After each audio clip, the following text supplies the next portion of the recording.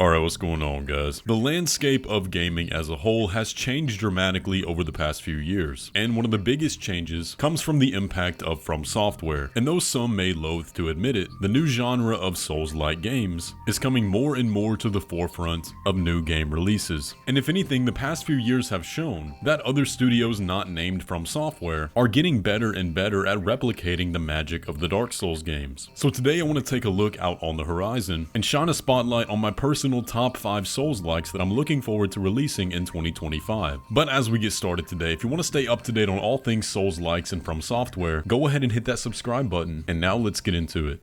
Starting off the list today is one that looks very interesting, and that is Wuchang Fallen Feathers, a Souls-like action RPG from the developer Lean Z and 505 Games. Wuchang takes place in a dark twist of Chinese history during the late Ming Dynasty, where a mysterious illness in the land of Shu is turning people into monsters. You play as Wuchang, a female pirate who has awakened to the power of feathering, and will fight to uncover the truth of what's actually going on. Now, one thing I noticed right off the bat about this game is that it draws a lot very directly from Fromsoftware's games, specifically the Bloodborne parry system. You can see a lot of various aspects from both Sekiro, Bloodborne, and they're clearly not afraid to say, hey, that worked over there, we're gonna put it in our game. So the combat should be very familiar to any Souls player. But with that, we have an ability system here too, where Wuchang can use feathering powers to pull off some cool combos or martial arts, and the combat does look very refined. And out of the games on this list, I think this is one of the most true to form Souls-likes that we're gonna be talking about. The game does lean very heavily into the horror aspect of things as well. It's all dark and moody, and I think a lot of people are going to enjoy that take. Now, as far as I could tell, we haven't had any actual gameplay impressions of this so far. We've gotten a few announcement trailers and some long gameplay segments, and while I think everything we've seen looks great, I am really curious to see what the hands-on take is going to be. As of right now, Wuchang is scheduled to release in 2025, so we'll have to keep our eyes out for an official release date. But as it stands right now, this is a game I'm really looking forward to learning more about.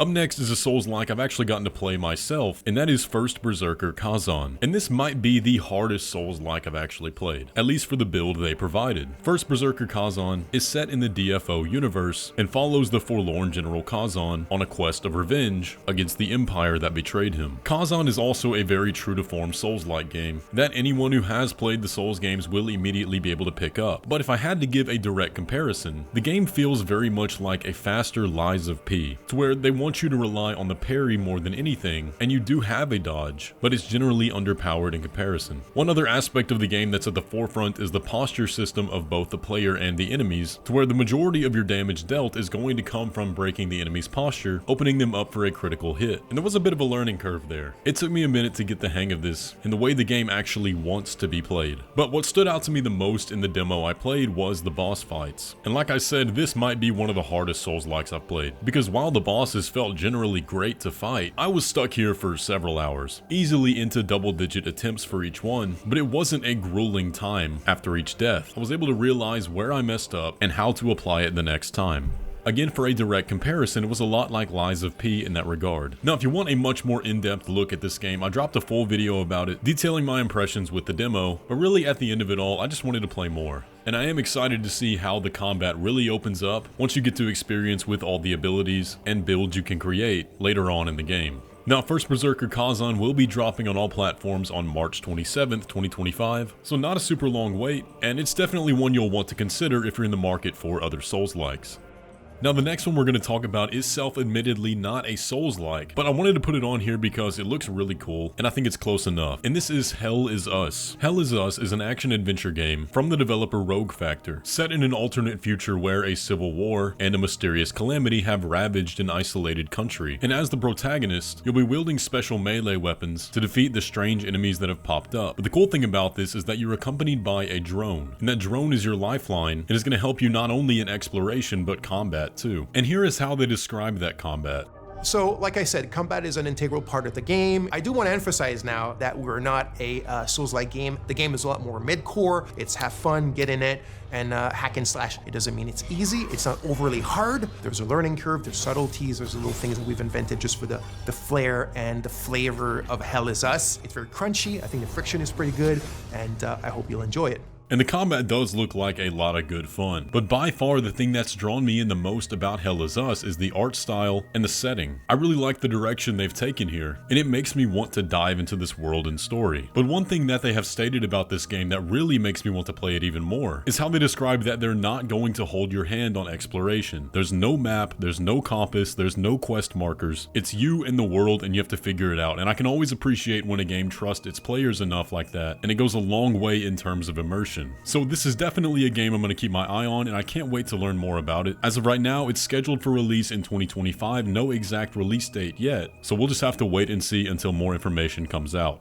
The next game is also one that really intrigued me with its art direction. Ballad of Antara is a dark fantasy ARPG from Infold Games that will actually be a free-to-play game featuring several different playable characters. And one of their main selling points is a vast explorable world, which the players possess the ability to hop between dimensions of. They're known as emissaries, and each emissary has their own class and abilities, which they'll use to help escort a young girl who's the key to undoing the desolation that's befallen the land. This game looks really cool, and it does seem like there's going to be a lot of variety with the abilities in the different characters and how each one approaches combat. This game does seem to lean more into the hack and slash genre than Souls-like, but if you look at a lot of the enemy animations and some of the movements, they'll seem pretty familiar. Combat does appear to be weighty and crunchy, which I think is a great thing, but they continuously stress the environments and the world as their main selling point, and just by the look of it, you can tell the exploration is going to be really good here. We also see a lot of enemy variety, and they showcase a few boss fights, but man, the visuals in this game specifically are just insane. This game looks absolutely beautiful, but the big question we do have to ask is, with this being a free-to-play game, what is the monetization going to look like? Is this going to be a gacha game? As of right now, we're not entirely sure, but from what we have seen, Ballad of Antara looks really cool. Like many of these games, we have a 2025 release date with no specific date yet, but I look forward to learning more about it.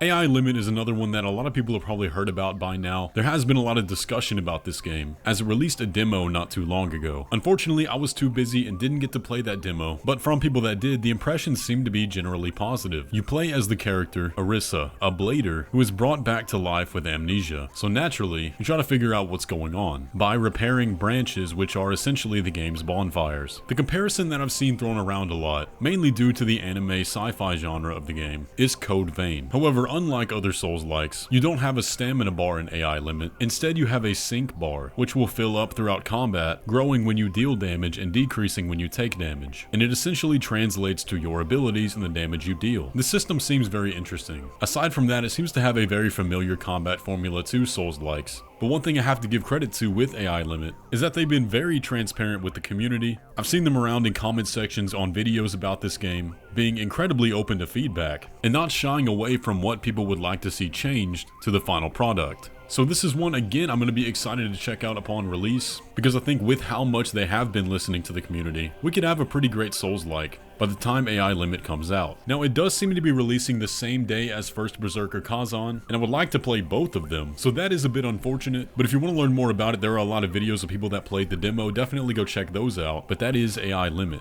Now, one we gotta talk about that I thought would have been released by now is DLC for Lies of P. Lies of P was probably the most renowned non-Fromsoftware Souls-like that many believe got the closest to passing off as a Fromsoftware product. Now, we've been keeping an eye on the DLC release for this game for a while here on the channel, and a bit of news that we had covered was that the DLC was scheduled to release in the final quarter of 2024. But as you can see, that has come and gone, and we don't have it. However, internal documents from NeoWiz have revealed that there was a bit of an internal delay, and the new release date of this DLC is listed for the first quarter of 2025. Now, since that is not an official release date confirmation by the developers, we can't say that that's going to happen for certain, but I think we can take stock in the idea that this is going to almost certainly release in the year 2025. So we'll be on the lookout for that. But in the meantime, they did share a new image not too long ago of a sneak peek into the DLC. I know a lot of you guys are excited for this DLC. I'm really excited for this DLC. And of course, if we learn anything new about it, I'll be sure to update you guys here on the channel. So be subscribed for that.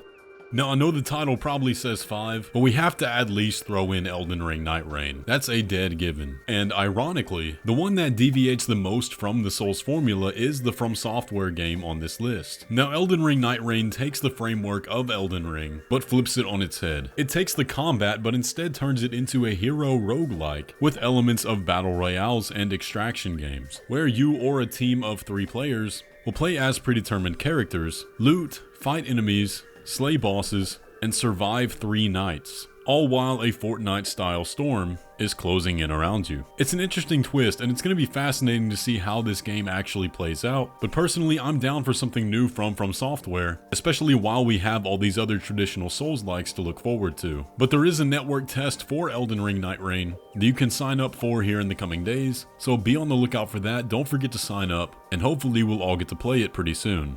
But out of all the games we talked about today, which of these are you most looking forward to? And have you already placed any pre-orders? Y'all let me know down in the comments section below. But with all that, if you enjoyed today's video, be sure to leave a like on it and subscribe if you're new around here, and I will catch you in the next one.